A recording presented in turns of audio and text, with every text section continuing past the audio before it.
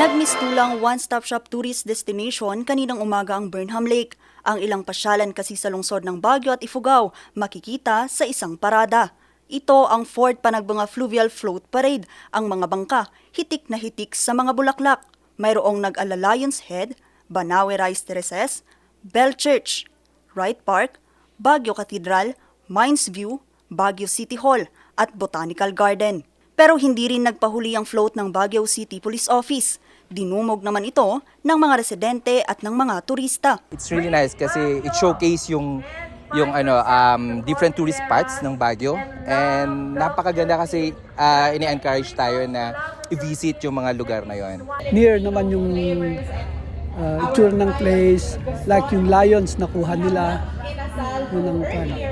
So maganda ngayon. Lahat naman ng mga tourist spot ng Baguio is may kanya-kanya silang representative na boat. Ang parada ay inorganisa ng Department of Tourism sa pakikipagtulungan ng Baguio Flower Festival Foundation Incorporated o BFFFI at ng pamahalaang lungsod. To all the participants, let your creativity and craftsmanship shine as you bring light to the essence of Panagbunga on water.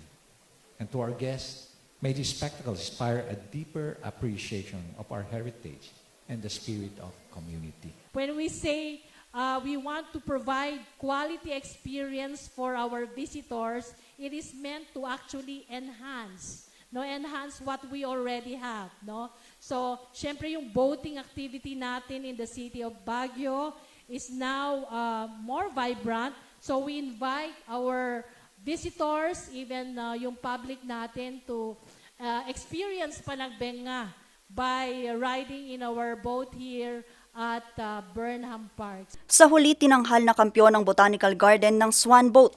Second runner-up naman ang City Hall ng Golden Seahorse Boat at third runner-up naman ang King of the Jungle Lion's Head.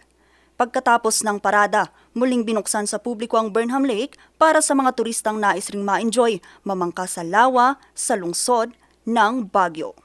Vanessa Bugtong, RNG News.